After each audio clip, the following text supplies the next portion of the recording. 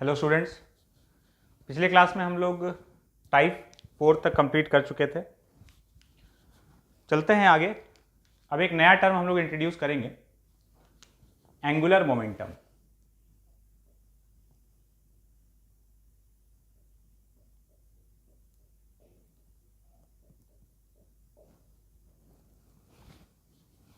ये एक नया फिजिकल क्वांटिटी हम लोग इंट्रोड्यूस करने जा रहे हैं। और कभी भी कोई नया फिजिकल क्वांटिटी फिजिक्स में इंट्रोड्यूस किया जाता है तो उसका पर्पज़ यही है कि वो अब किसी ना किसी इक्वेशन का पार्ट बनने वाला है। तो पहले हम लोग ये नया टर्म डिफाइन करेंगे और उसके बाद फिर एक इक्वेशन लेके आएंगे जो आगे फर्दर हम लोग को वैरायटी ऑफ प्रॉब्लम्स को सॉल्व करने में हेल्प कर सकता है। वैसे ये वाला टर्म केमिस्ट्री में तुम लोग सुने होंगे, जब एटॉमिक स्ट्रक्चर पढ़ते हो तो एटॉमिक स्ट्रक्चर में बोर्स मॉडल में ये टर्म लिया जाता है, एंगुलर मोमेंटम, mvr = nh/2π, ये वाला इक्वेशन आता है। तो नाम तुम्हारा सुना हुआ होगा, बट अब डिटेल में समझते हैं कि व्हाट इज एंगुलर मोमेंटम।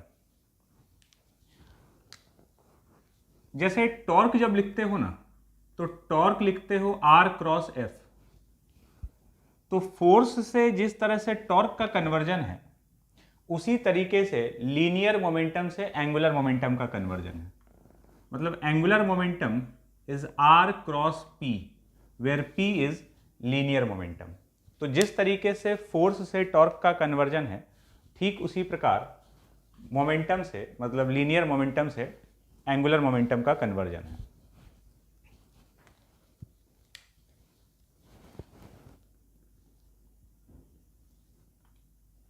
ये पॉइंट O, ये R वेक्टर हो गया। यहां एक पार्टिकल है, इसका मोमेंटम है इस तरफ P वेक्टर, यहां से थीटा एंगल पर।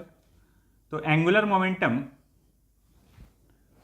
एक पार्टिकल के लिए इस तरह से डिफाइंड है, angular momentum about O is R×P।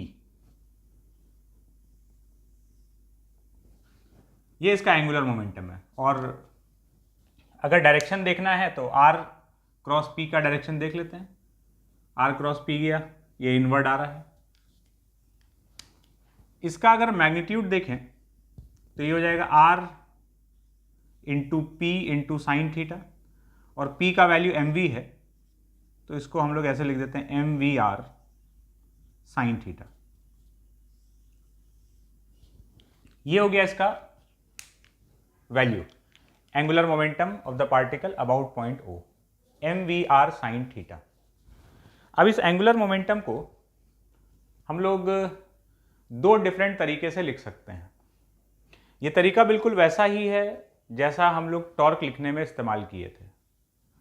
एक बार R sin थीटा, एक बार F sin थीटा ले लेते थे। तो जैसे एंगुलर मोमेंटम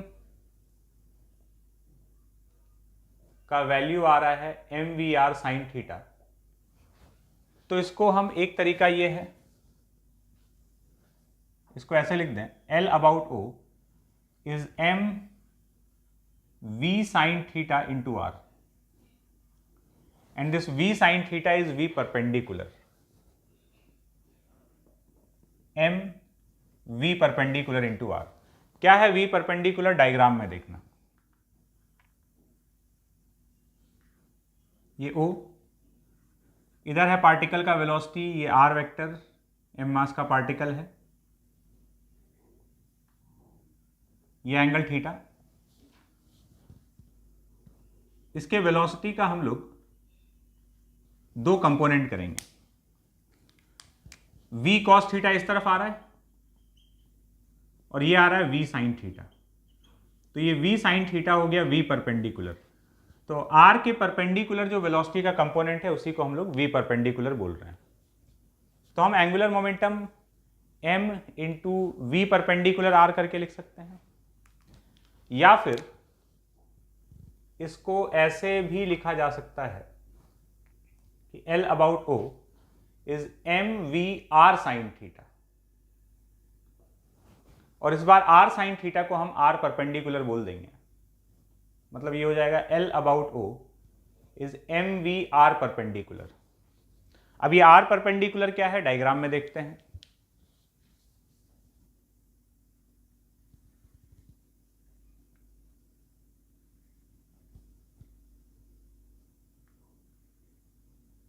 ये पार्टिकल का वेलोसिटी, ये अपना r था point O, and this angle is theta. तो अब r परपेंडिकुलर क्या है, वेलोसिटी वाला जो लाइन है उसको एक्सटेंड कर दो।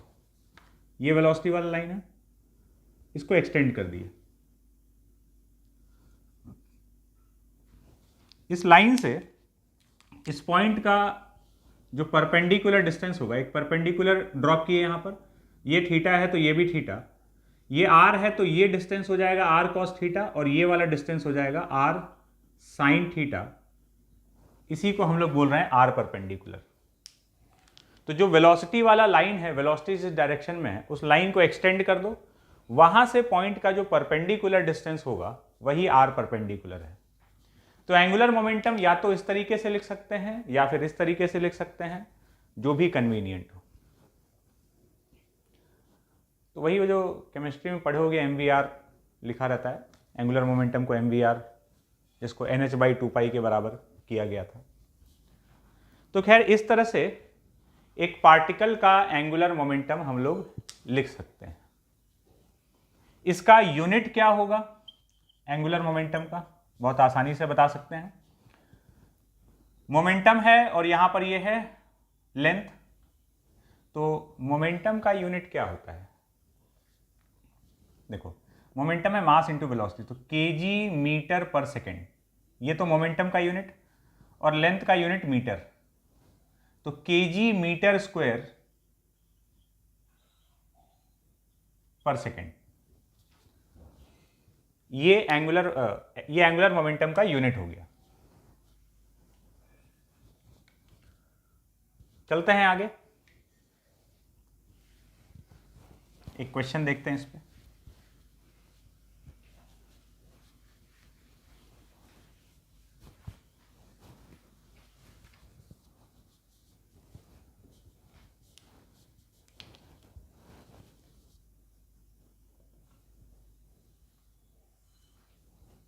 एक पार्टिकल है m मास का, इसको u वेलोसिटी दे दिया गया थीटा एंगल पर, और हम लोग से कुछ सवाल पूछा जा रहा है। Find angular momentum of the particle about the point of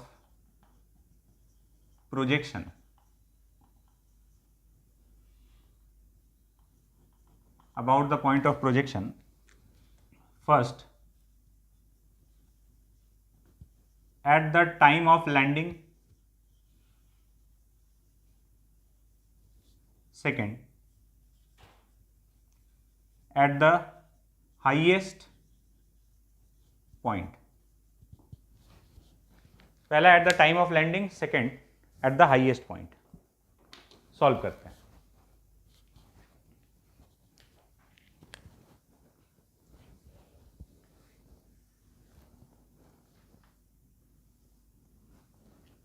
ये रहा अपना point of projection at the time of landing.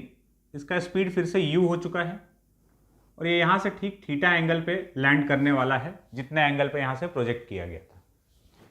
ये वाला जो डिस्टेंस है ये रेंज के बराबर है, हमको पता है कितना होता है। तो इधर ये u cos थीटा, इससे मतलब ही नहीं है, ये u sin थीटा हो गया अपना v परपेंडिकुलर। तो m v perpendicular into r, angular momentum about o, m v perpendicular into r। तो m v परपेंडिकुलर का वैल्यू u sin थीटा, और r मतलब यहां पर रेंज हो गया। रेंज का एक्सप्रेशन अपने को पता ही है, r is equals to u square sine 2 थीटा अपॉन g। ये तो हो गया फर्स्ट पार्ट।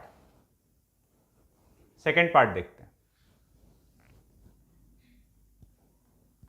इसी डायग्राम में देखते हैं। जब वो हाईएस्ट पॉइंट पर है, यहां पर है, उसका वेलोसिटी इधर है u cos थीटा के बराबर। इस समय जो इसका डिस्टेंस है यहां से वो ये है r।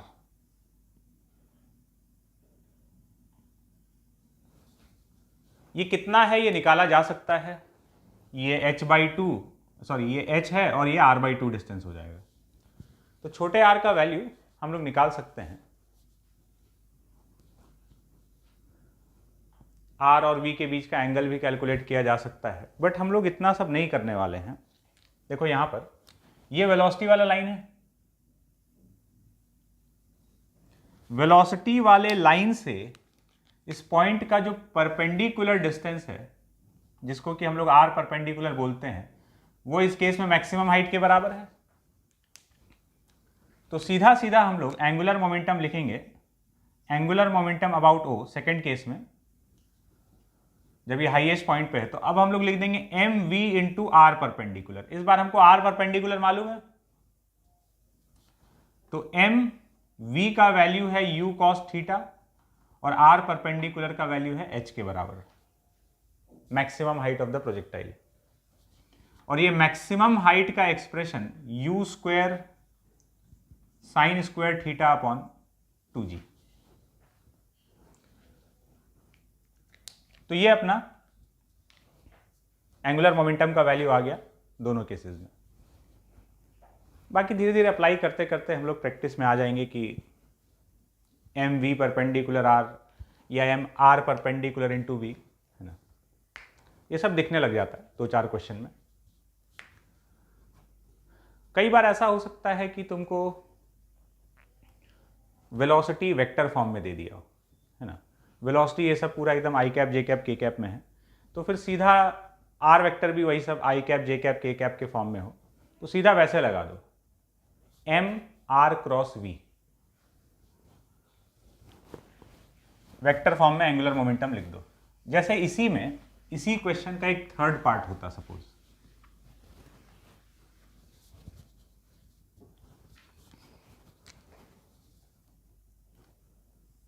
यही क्वेश्चन है, find angular momentum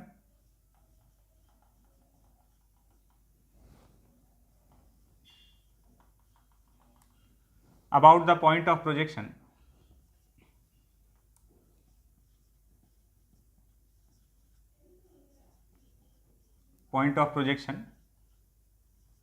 at time t। किसी भी टाइम पर, किसी टाइम t पर अब पूछ रहा है कि बताओ एंगुलर मोमेंटम कितना होगा। तो अब हम क्या करेंगे, किसी टाइम t पर ये कहीं भी हो सकता है,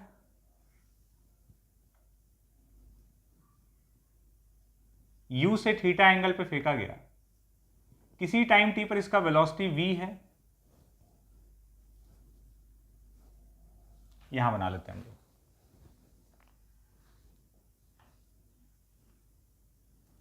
सपोज यहां कहीं है, तो इसका वेलोसिटी इस तरफ कुछ होगा v,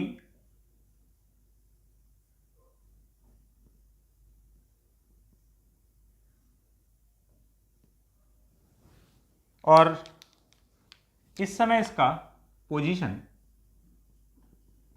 ये r वेक्टर इस पॉइंट का कोऑर्डिनेट है x, y। तो एंगुलर मोमेंटम हम लोग कैसे लिखेंगे, अब हम लोग वेक्टर फॉर्म में लिख सकते हैं proper, m r cross v, r cross p होता है, p हो गया mv, तो m into r cross v, proper ऐसे वेक्टर फॉर्म में लिख देंगे। r वेक्टर को हम लोग क्या लिखेंगे, r वेक्टर हो जाएगा x i cap plus y j cap, and v vector projectile motion में किसी भी टाइम पर वेलोसिटी कितना है, तो u cos theta i cap plus u sin theta minus G T J cap, ये वेलोसिटी वेक्टर हो गया। पोजीशन वेक्टर ये है जिसमें x का वैल्यू है u cos theta into t और y का वैल्यू है u sin theta t minus half g t square. तो इस तरीके से r वेक्टर v वेक्टर आ गया। तो L about O equals to m into r cross v, r और v का क्रॉस प्रोडक्ट, तो इसको ऐसे अरेंज कर लेंगे i cap j cap k cap, r cross v है तो पहले r वाला लिख देंगे x y 0, फिर वेलोसिटी वाला Vx, ये Vx हो गया, ये Vy हो गया, ये m, और ये लिखा हुआ है r क्रॉस v। बस इसको सॉल्व कर लोगे, क्रॉस प्रोडक्ट सॉल्व करना आता ही है। इसमें x और y का वैल्यू ये रहा, और Vx और Vy इसको हम लोग बोल रहे हैं। तो इस तरीके से हम लोग वेक्टर फॉर्म में लिख सकते हैं। अच्छा, ये वाला इससे आया है, पता ही होगा, ये r क्रॉस p होता है एंगुलर मोमेंटम। तो p को मास इंटू वेलोसिटी लिखे हुए। तो इस तरीके से हम लोग ये पार्टिकल का एंगुलर मोमेंटम कैलकुलेट कर सकते हैं। अब चलते हैं रिजिड बॉडी पर।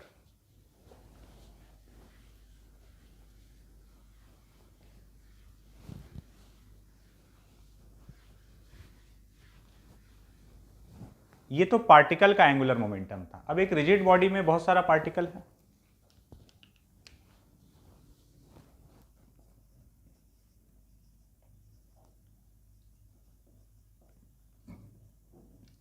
एंगुलर मोमेंटम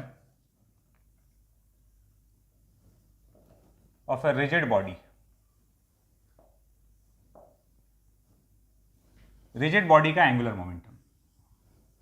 तो ये कोई रिजिड बॉडी है, किसी एक्सिस के अबाउट ये घूम रहा है एंगुलर वेलोसिटी ओमेगा से। फिक्स एक्सिस रोटेशन का हम लोग बात कर रहे हैं, तो इसमें बॉडी का कोई भी पार्टिकल सर्कुलर मोशन कर रहा होगा। तो इसमें किसी भी पार्टिकल को अगर हम कंसिडर करें, ri डिस्टेंस पर ये एक पार्टिकल है, मास mi, ये इधर जा रहा है vi वेलोसिटी से, सर्कुलर मोशन कर रहा है। तो वेलोसिटी इधर r के परपेंडिकुलर होगा, और ये vi का वैल्यू कितना हो जाएगा, ओमेगा इंटू ri। तो इसका एंगुलर मोमेंटम, इस पार्टिकल का एंगुलर मोमेंटम लिखेंगे Li is equals to v और r तो यहां परपेंडिकुलर ही है, तो mi into vi into ri, mvr। So Li is equals to mi, vi का वैल्यू हो गया ओमेगा ri इंटू ri। तो इस ith पार्टिकल का angular momentum mi ri square into omega. ये एक पार्टिकल का है, समेशन कर लेंगे तो टोटल एंगुलर मोमेंटम आ जाएगा summation Li is equals to summation mi ri square into omega. ये टोटल एंगुलर मोमेंटम L, ये वाला टर्म हम लोग जानते हैं, मोमेंट ऑफ इनर्शिया लिखा हुआ है I, और ये omega. L equals to I omega. तो अगर पार्टिकल का एंगुलर मोमेंटम लिखना है तो mvr साइन थीटा, और अगर रिजिड बॉडी का एंगुलर मोमेंटम लिखना है तो I ओमेगा। ठीक है, तो ये एंगुलर मोमेंटम के लिए दो फॉर्मूला हो गया, एक पार्टिकल के लिए और एक रिजिड बॉडी के लिए। बात क्लियर है यहां तक? चलते हैं आगे। तो अब हम लोग अपने टाइप 5 की ओर चलेंगे। टाइप 5 के लिए जो हम लोग को चीज जानना था वो हम लोग जान चुके हैं।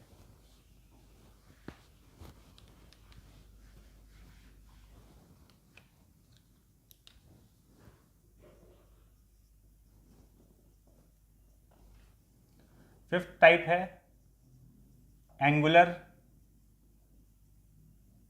Momentum conservation.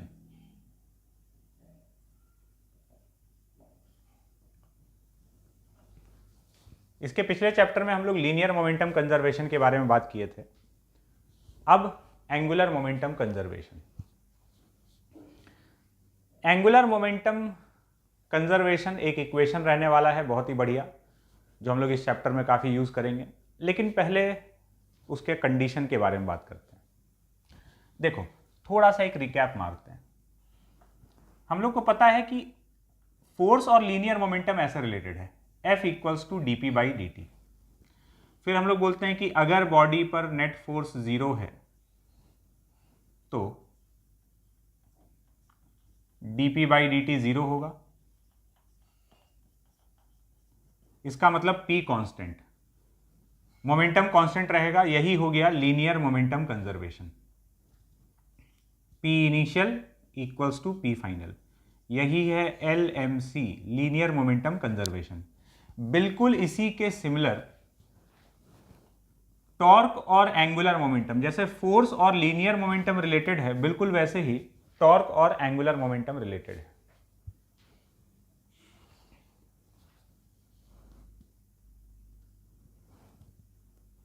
Torque equals to dl/dt, rate of change of angular momentum ही टॉर्क होता है। इफ टॉर्क, अगर किसी बॉडी पर नेट टॉर्क 0 है तो इसका मतलब यह हुआ कि dl/dt 0 होगा, और dl/dt 0 होने का मतलब है कि L जो है वो कांस्टेंट है, वो चेंज नहीं हो रहा है। Initial angular momentum is equals to final angular momentum, इसी को हम लोग बोलेंगे AMC, एंगुलर मोमेंटम कंजर्वेशन। तो अब ये अपने पास एक बढ़िया सा इक्वेशन तैयार हो गया। एक कंपैरिजन और दिखाते हैं, ठीक है। हम लोग को जो चीज यहां बात करना था वो तो ये आ गया है ना, बट एक कंपैरिजन और हम लोग देख रहे हैं, समझना। P होता है mv, ये एक एडिशनल बात हम लोग समझ रहे हैं। P mv होता है तो फोर्स होता है dp/dt, dp/dt होता है तो m into dv/dt plus v into dm/dt। Actually में तो ये होता है f dp/dt, Newton second law ये है, f इक्वल्स टू dp/dt। तो वो ma में कैसे कन्वर्ट हो जाता है? इफ मास इज कांस्टेंट तो dm/dt वाला टर्म 0, और फोर्स आ गया m into dv/dt, that is f is equals to ma। ये इस इक्वेशन में कन्वर्ट हो जाता है अंडर द अजम्पशन कि मास जो है वो कांस्टेंट है। और फिर हम लोग देखे थे कि वेरिएबल मास सिस्टम में कि जब मास कांस्टेंट नहीं होता है तो फिर हम लोग कैसे इक्वेशन को बदल देते हैं। बिल्कुल इसी तरीके से देखना है, यहां पर एंगुलर मोमेंटम एक रिजिड बॉडी के लिए I इंटू ओमेगा लिख रहे हैं, टॉर्क इक्वल्स टू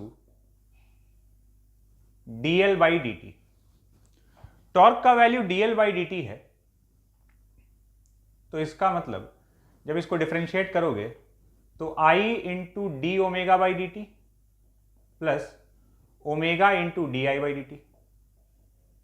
ईमानदारी से यूवी रूल लगा के डिफरेंशिएट कर दिए।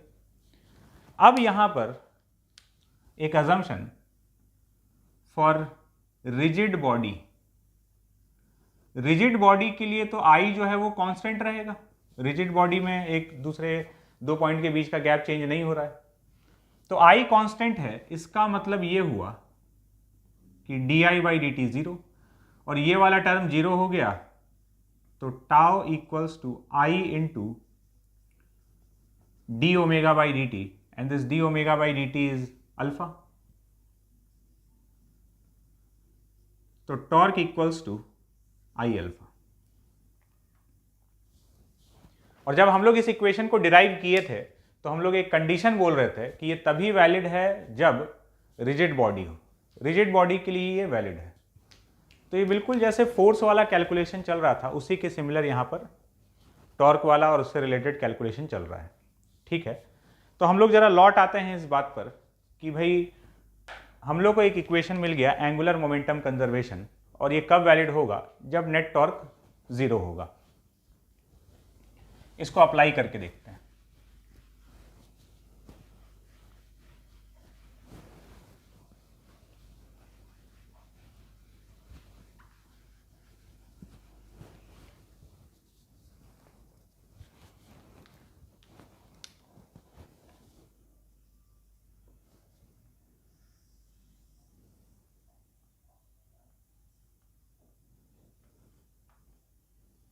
ये एक डिस्क है,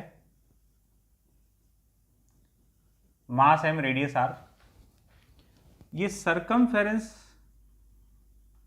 कि लाइन में यहां पर इस लाइन के अलॉन्ग एक पार्टिकल ट्रेवल करता हुआ आ रहा है, डिस्क अभी रुका हुआ है, ये यहां पे इसको इससे टकराता है और स्टिक कर जाता है, इसके सरकमफेरेंस पे यहां जाके स्टिक करने वाला है। ये जाकर यहां स्टिक कर जाएगा तो ये डिस्क घूमने लग जाएगा।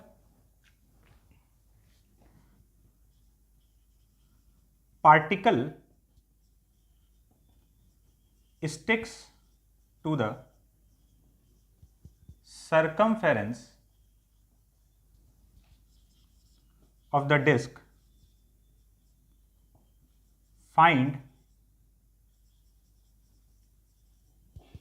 angular velocity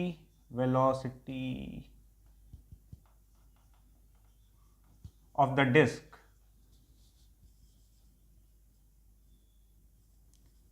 just after this event। ये इससे स्टिक कर गया, फिर ये सिस्टम घूमने लग जाएगा, तो हमको बताना है कि कितने एंगुलर वेलोसिटी से ये डिस्क घूम रहा होगा। तो समझते हैं।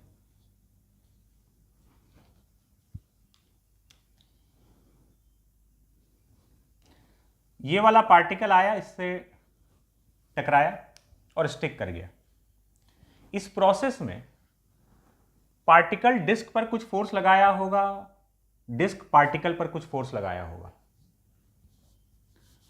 तो उस फोर्स का टॉर्क भी आ सकता है इस एक्सिस के अबाउट। जब ये यहां के इससे टकराया तो इस एक्सिस के अबाउट देखोगे तो पार्टिकल जो इस पे फोर्स लगाया उसका कुछ टॉर्क आ सकता है, इस पर टॉर्क आएगा तो पार्टिकल पर भी आएगा। बात ये की तो इंटरनल हो गया, एक्सटर्नल इंटरनल तो हमेशा कैंसिल होना है। पार्टिकल डिस्क पे लगा रहा है तो डिस्क पार्टिकल पे भी लगा रहा है, और बाहर से कोई फोर्स या टॉर्क लगाने वाला यहां पर है नहीं। कोई बोलेगा इससे लग सकता है, हिंज से कोई फोर्स या टॉर्क आ सकता है यहां पर। तो हम लोग बात कर रहे हैं हिंज के अबाउट ही।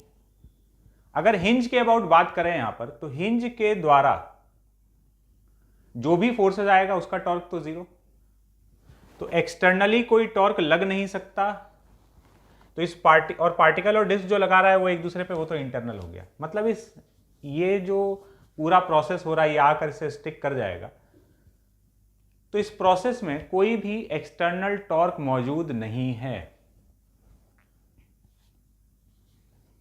और जब एक्सटर्नल टॉर्क मौजूद नहीं है, ये इस पे लगाया, ये डिस्क पार्टिकल पे लगाया, वो तो इंटरनल है जो कि कैंसिल हो गया। इंटरनल हमेशा कैंसिल हो जाएगा।